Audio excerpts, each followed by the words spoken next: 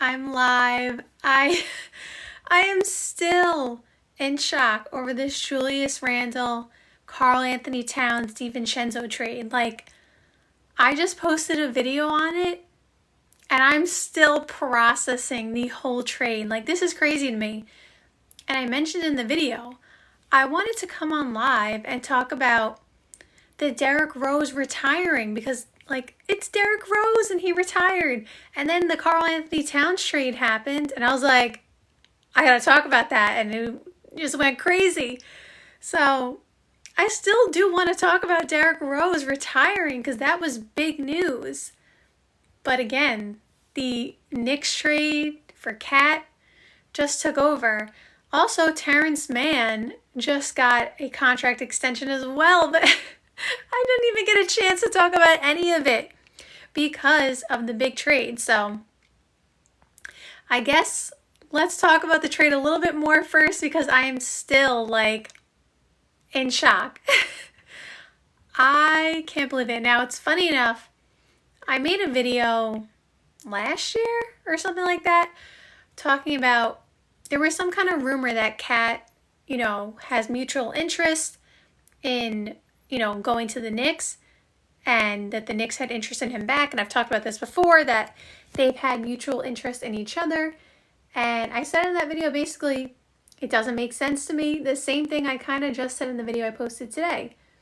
It doesn't make sense. Well, at that time, they just got Isaiah Hartenstein. So, it really didn't make sense because they literally had two centers on the roster.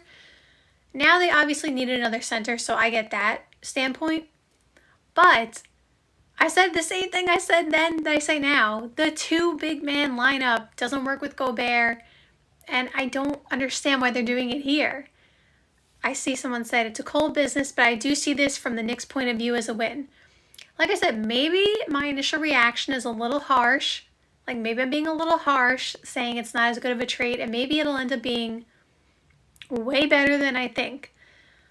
I just feel like we saw the movie play out in Minnesota with the two big man lineup, and that's really one of the biggest issues I have, is that you're essentially doing the same thing with the Knicks. I understand Mitch is going to be out for a little while, because of his injury. So I understand that, but when he comes back, what are you going to do when you run the two big man lineup, because you don't have Randle anymore now.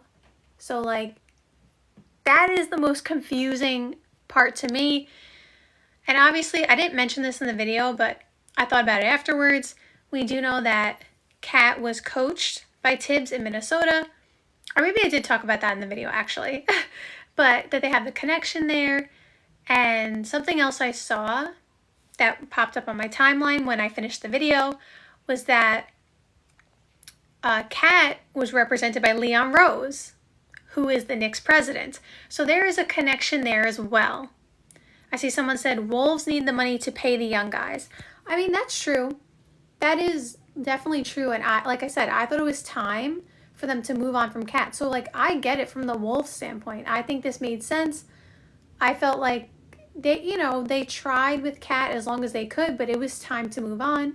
Anthony Edwards is going to be the face of the franchise. Well, he already is. But I get it from their standpoint. I don't necessarily get it from the Knicks standpoint. Like I said, I get it because they need another center and all that. And Cat was available, sure. And like I said, to be fair, Cat can shoot the three, stretch the floor, and he's been coached by Tibbs before, so he knows, what he wants to run. But that doesn't mean it's the best fit, in my opinion. But we'll see how it goes. Gotta be open-minded. Like I said, my initial reaction is on a scale of 1 to 10. 10 being the best trade, 1 being the worst trade. I give it a 5. And we'll just see where it goes from there. I'm in the middle. I see someone said, I don't know if the Wolves are better now. Might trade some more.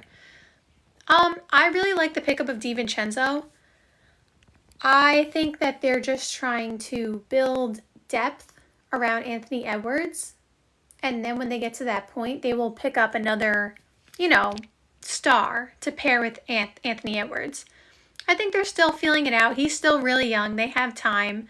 So I think they're just, seeing what they have. And again, DiVincenzo I think is a really good pickup. I think he adds a lot of value. And I think Randle could be a nice addition to the team and a nice, second option to Anthony Edwards. So I'm still shocked. I'm still shook about this trade. I'm like, whoa. I guess I'm more shook because I said I was like, I'm not even kidding. I was like 2 minutes away from going on live. Like I was setting everything up. I was getting ready. And then it popped up on my phone, the trade. So I was like, I gotta make a video, drop what I'm doing. So I guess I'm more shook because it like threw me off when I was like prepared to go live and talk about Derrick Rose and Terance Mann, which we're going to talk about now. So yeah, it's crazy. I can't believe that. Someone said you could do a lot worse. You could do a lot worse. The comment, where to go? You could do a lot worse than that for just Cat. Yeah, like I said, I think it's a 5. I think it's in the middle. Like, I personally wouldn't have done the trade, personally. But I think it's right in the middle. Like, we're going to see what happens. And they needed another center. So, like, I'm just keeping an open mind. Like I said, I just personally don't think I would have done the trade because I feel like they gave up a little too much, but that's neither here nor there. Let's see how it goes. I know this is definitely, going to break the internet a little bit for at least the next 24 hours. So something that was all over the internet before this was Derrick Rose retired. And that's so sad. Like, Derrick Rose is an icon, a legend. The video, I don't know if all of you have seen this, but there was a video that went viral back in 2016 when he was traded to the Knicks. And from what I saw, because I never really knew the context of it until today. Someone put like a full clip of it or whatever, that he had a camera crew following him around because he was doing some kind of workout training thing. I forgot exactly what it said, but like he had a camera crew following him around for some kind of project he was doing. And it happened to capture the moment he found out he was traded from his agent. And, he gets really sad when it happens. And, it went viral again. Now I saw it. Like, obviously I seen the part of him finding out before, but I never saw like the whole context. Anyway, so I saw that again today and I was like, so sad. And now Derrick Rose is retiring. And I know all of us, or most of us, wish that he would have been, healthier throughout his career and gotten a ring, because it's just so sad. I see someone said, this is funny because I remember when Cat to Brooklyn was a thing because of Mikal. Why, Cat and Mikal are like good friends? They have a relationship? I don't know. So you can let me know in the comments down below. Maybe they're good friends and Mikal wanted Cat? I don't know. But yeah, Derrick Rose retiring is just, I think we all knew it was coming soon because, he was starting to get bounced around a little bit.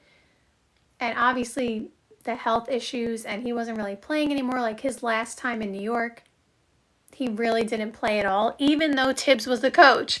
And Tibbs loves Derrick Rose.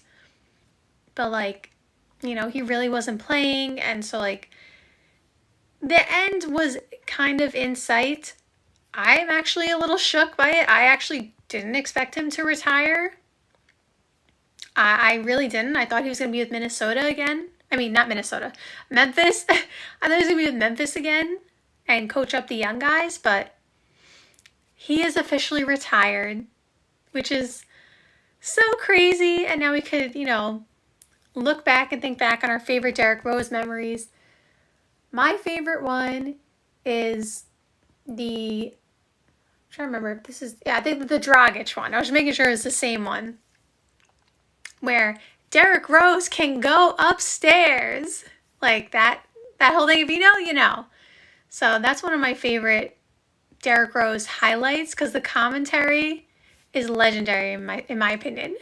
Derrick Rose can go upstairs. I want to go higher. What are you doing, Dragic? Give me my poster machine. Okay, enough. Anyway, and he almost hit his head on the backboard. He did hit his head on the backboard. Good times. So anyway, you can comment down below some of your favorite Derrick Rose memories. But the other thing I wanted to talk about was Terance Mann got an extension. Woohoo, Terance Mann. If you watch this page, my favorite phrase, you know I am a fan of Terance Mann.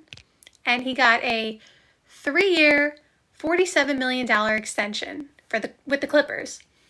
So that equates to, someone calculate that quickly in their head. All right, 15 times 3 is 45, so a little over 15 per year, approximately. So that's a good deal. Good for him. That's a good contract for him. Like I said, I'm a fan of his, but I also do think he's a very good player. I think he adds a lot of value to the Clippers. I'm glad he got an extension. I'm glad they see the value too.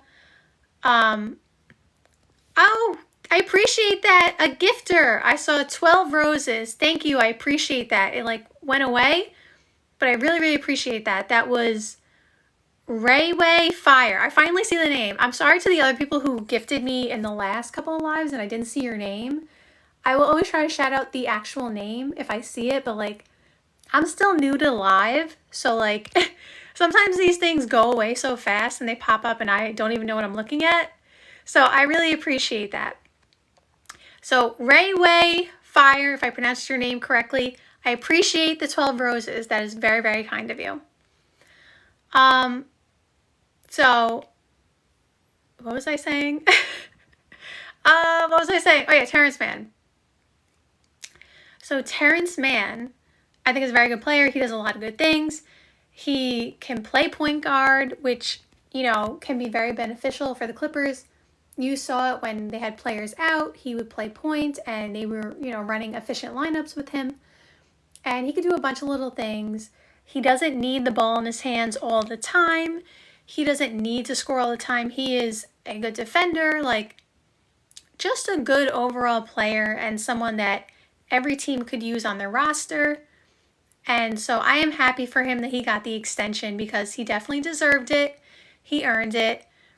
And I think there was something else I wanted to talk about, but like I said, this Knicks trade, Knicks, Minnesota, let me not be disrespectful and include Minnesota, but I feel for the Knicks, it's a huge big deal. I saw a comment that said, Golden State chances this season to win a title. Are you asking if they have a chance to win a title? Is that your question?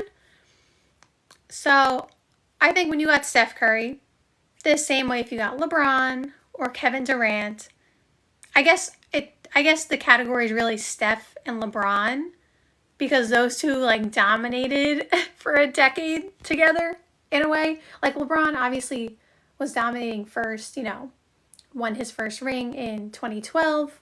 Yeah, 2012, yeah, because 2011 they lost to the Dallas Mavericks. So won his first ring in 2012, so he was dominating first, winning titles. And then obviously the Warriors came in and Steph Curry, 2015, they won their first ring. So, then all the finals battles between the two of them. So I feel anytime you have Steph Curry or LeBron on your team, you have a chance. They are that good. They are really that good. I don't think people realize how good. Okay, people realize how good they are. Let me not say that. But I just feel when you have those two, you have a chance to win, right? And I love the moves that they made this offseason. I talked about this before. I love the DeAnthony Melton pickup. I like his game.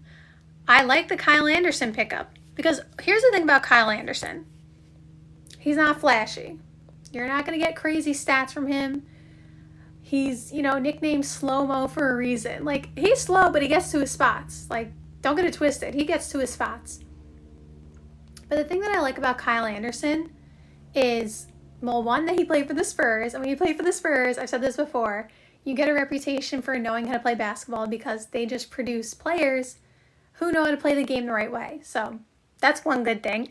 But the other thing I like about Kyle Anderson is that he is a veteran that you don't have to worry about. So what I mean by that is, Kyle Anderson, and I feel like all championship teams have players like this, where you have veterans who are going to go out there, do their role, do everything they're supposed to do, and you don't have to worry about them or coach them up, if that makes sense.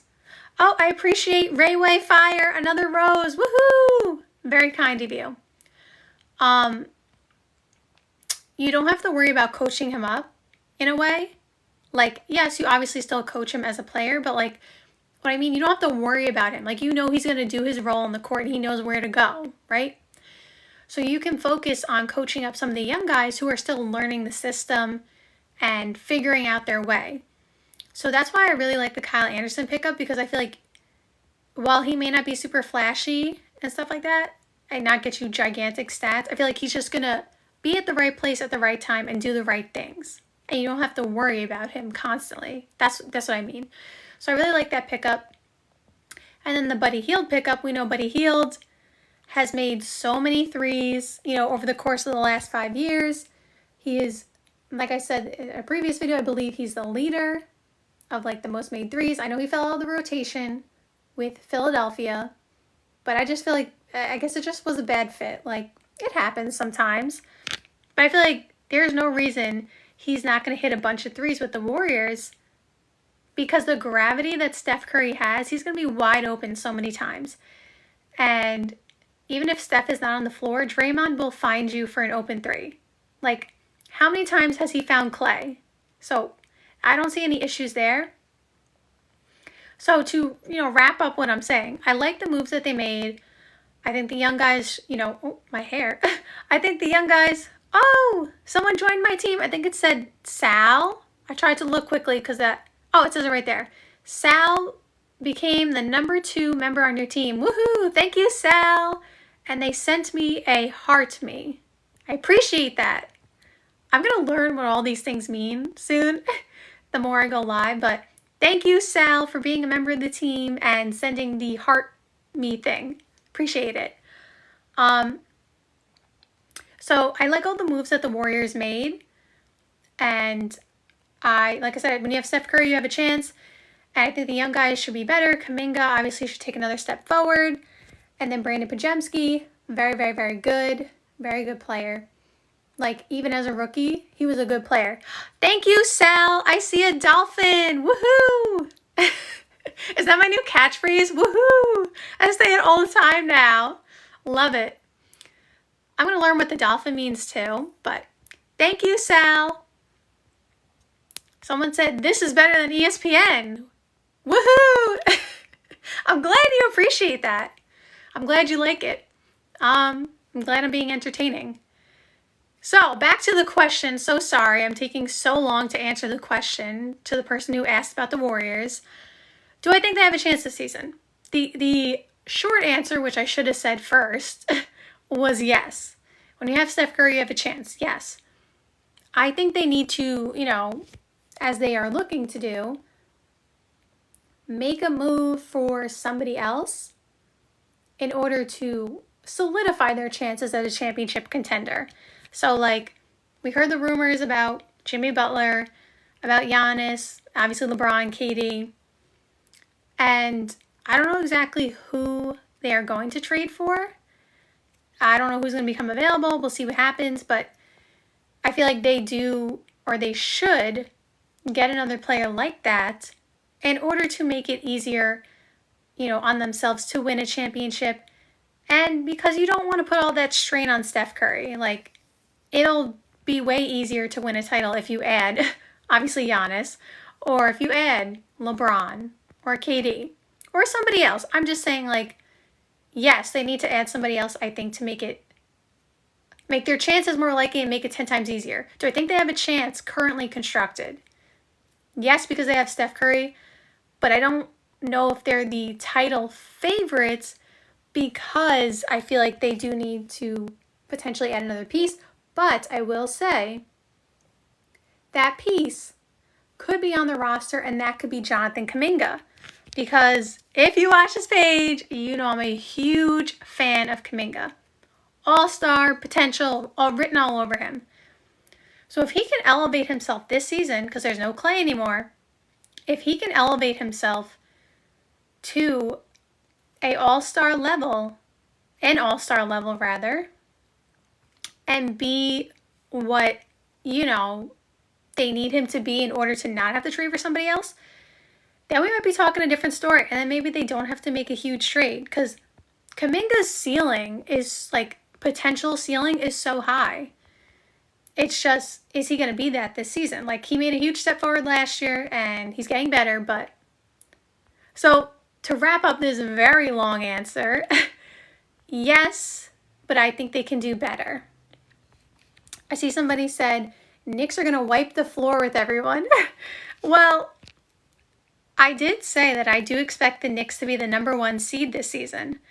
Now it's going to be a little different roster. You're adding in a big player like Cat.